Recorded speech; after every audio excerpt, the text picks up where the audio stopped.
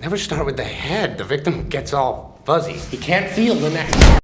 I've uncovered Heath Ledger's complete payment history from every single project he worked on. Some of these numbers have never been publicly confirmed until now, and they completely change how we understand his career trajectory. We're starting all the way back in 1991, when a 17-year-old Heath Ledger landed his first on-screen work in a TV movie called Clowning Around. He played an orphan clown in an uncredited role, and for this brief appearance, he took home just $500. That's right, $500. This was basically a day's work under Australian equity rates, but it was his foot in the door. What most people don't know is that this quirky little TV movie about a runaway boy who joins the circus actually became quite beloved in Australia and even spawned a sequel.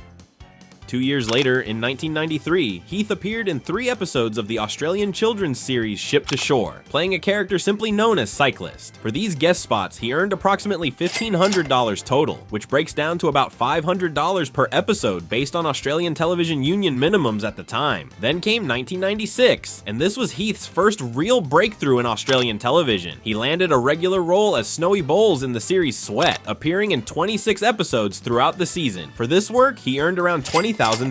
Now, this might not sound like much, but for an emerging actor in Australian television in the mid-90s, this was solid, steady work that helped him develop his craft. Sweat was actually a drama about a group of young athletes training at a sports academy, and Heath's performance here caught the attention of casting directors across Australia. In 1997, Heath's career really started picking up momentum. He appeared in 3 different projects that year, starting with Blackrock, where he played his first film lead role as Toby Ackland. For this Australian indie film, he earned $5,000. Blackrock dealt with heavy themes surrounding a murder at a teenage party, and Heath's intense performance showed audiences he was capable of much more than television work. That same year, he appeared in Pause, playing a character named Oberon, earning another $5,000 for this supporting role in another budget-constrained Australian production. But 1997 wasn't done with Heath yet. He also landed a 9-episode arc on the iconic Australian soap opera Home and Away, playing Scott Irwin. For this guest role, he pulled in about $5,000 total. Then came his first American production, the fantasy series Roar, where he played the lead character Connor across 13 episodes. This was a significant step up, earning him $10,000, as it blended Australian and American union rates for a series that was filmed for the US market but produced with Australian involvement. Roar was actually created by Sean Cassidy and featured a young Heath as a Celtic warrior prince in ancient Ireland, giving American audiences their first real look at his leading man potential. By 1999, Heath appeared in Two Hands, an Australian indie crime film where he played Jimmy, earning $10,000. This gritty thriller paired him with Brian Brown and became a cult favorite in Australia, showcasing Heath's ability to handle complex, morally ambiguous characters. But then came the role that would change everything. In 1999, Heath Ledger was cast as Patrick Verona in 10 Things I Hate About You, and this is confirmed. He earned $100,000. This was his legitimate breakthrough into Hollywood, a modern adaptation of Shakespeare's Taming of the Shrew set in an American high school. What's fascinating is that Heath actually sang "Can't Take My Eyes Off You" himself in that famous bleachers scene, and he was reportedly so nervous about singing in front of the extras that they had to do multiple takes because he kept blushing and laughing. This teen romantic comedy became a massive hit and turned Heath into a heartthrob overnight.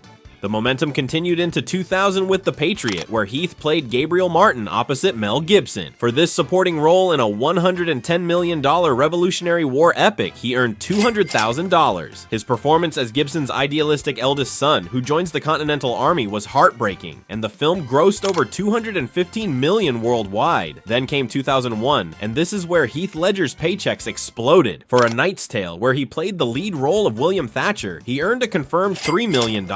$3 million. This medieval adventure with a rock and roll soundtrack was a massive gamble that paid off, and Heath's charismatic performance as a peasant pretending to be a knight captured audiences worldwide. The film's anachronistic approach, mixing medieval jousting with classic rock hits like We Will Rock You, was controversial but ultimately beloved, and it established Heath as a legitimate box office draw. That same year, he appeared in Monsters Ball in a small role as Sonny Grotowski, earning $100,000 for this $4 million indie drama that would go on to win Halle Berry an Academy Award. Heath's role was brief but powerful, playing Billy Bob Thornton's troubled son in a film that dealt with race, class, and redemption in the American South. In 2002, Heath took the lead in The Four Feathers as Harry Faversham, and this is confirmed. He earned $2 million. This epic war drama had a troubled production history, but Heath's portrayal of a British officer accused of cowardice was nuanced and compelling. The film didn't perform as well as expected at the box office, which actually impacted Heath's next career move. For 2003's Ned Kelly, where he played the legendary Australian outlaw in the title role, Heath took a massive pay cut, earning just $50,000. This is confirmed, and it's one of the most interesting financial decisions of his career. Heath felt so passionately about telling this Australian story that he essentially worked for scale. The film allowed him to explore the folk hero status of Ned Kelly, and it was a deeply personal project for him as an Australian actor wanting to honor his country's complex history. Also in 2003, Heath starred in The Order as Alex Bernier, earning approximately $1 million for this lead role in a $38 million supernatural thriller. While the film didn't achieve massive commercial success, it showed Heath's willingness to take on darker, more complex genre material. By 2005, Heath was juggling multiple major projects. He earned $500,000 for his supporting role as Skip Engblom in Lords of Dogtown, a biographical film about the skateboarding scene in Venice Beach during the 70s. Then came The Brothers Grimm, where he played Jacob Grimm opposite Matt Damon in an $80 million fantasy directed by Terry Gilliam. For this co-lead role, Heath earned $3 million, though notably this was scaled down from Matt Damon's $10 million paycheck, reflecting their different positions in Hollywood's hierarchy at that time. But 2005 also brought the role that would earn Heath Ledger his first Academy Award nomination and redefine his career trajectory. For Brokeback Mountain, playing Ennis Del Mar, Heath earned a confirmed $255,000. Now, this seems low for such an important film, but here's the context. The total budget for Heath and Jake Gyllenhaal combined was $510,000, split evenly between them. This $14 million independent film became a cultural phenomenon, earning over $178 million worldwide and securing 8 Oscar nominations. Heath's portrayal of a closeted Wyoming ranch hand was so raw and heartbreaking that it's still considered one of the greatest performances in modern cinema. What many don't know is that Heath and Jake actually spent weeks camping in the Canadian Rockies before filming to build their characters' relationship and understand the isolation their characters experienced. Rounding out 2005, Heath played the title role in Casanova, earning an estimated $2 million for this romantic comedy set in 18th century Venice, showcasing his range and charm in a lighter, more playful role. In 2006, Heath returned to Australian independent cinema with Candy, playing Dan Carter opposite Abigail Breslin. For this lead role, he took another significant pay cut, earning just $50,000. This was another artistic choice, similar to Ned Kelly, where Heath prioritized the material over the paycheck. The film's unflinching look at heroin addiction and destructive love was challenging and deeply affecting. For 2007's I'm Not There, Heath played one version of Bob Dylan in this experimental biographical film, earning an estimated $200,000 for his work in this $20 million ensemble piece. The film featured 6 different actors playing different aspects of Dylan's life and persona, and Heath's interpretation focused on the actor embodiment of Dylan, creating a complex, layered performance. And then came 2008, and the role that would define Heath Ledger's legacy forever. For The Dark Knight, playing the Joker opposite Christian Bale's Batman, Heath Ledger earned a confirmed $20 million.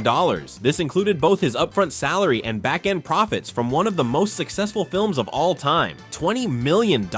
This was the biggest payday of his career, and tragically, he would never live to see the film's release or know just how profoundly his performance would impact audiences worldwide. Heath's Joker wasn't just a villain, it was a force of pure chaos, terrifying and mesmerizing in equal measure. He locked himself in a hotel room for weeks, developing the character's voice, mannerisms, and psychology. He kept a diary as the Joker, filling it with disturbing images and thoughts to understand the character's twisted worldview. The performance was so intense, so complete, that it earned him a posthumous Academy Award for Best Supporting Actor, making him only the second actor ever to win an Oscar after death. Finally, there's The Imaginarium of Dr. Parnassus from 2009, where Heath played Tony Shepard. For this film, his compensation was $0. Confirmed. Heath died during production in January 2008, and the film was incomplete. In one of the most touching gestures in Hollywood history, Johnny Depp, Jude Law, and Colin Farrell stepped in to complete Heath's role, playing transformed versions of his character, and all 3 actors donated their entire salaries to Heath's daughter, Matilda.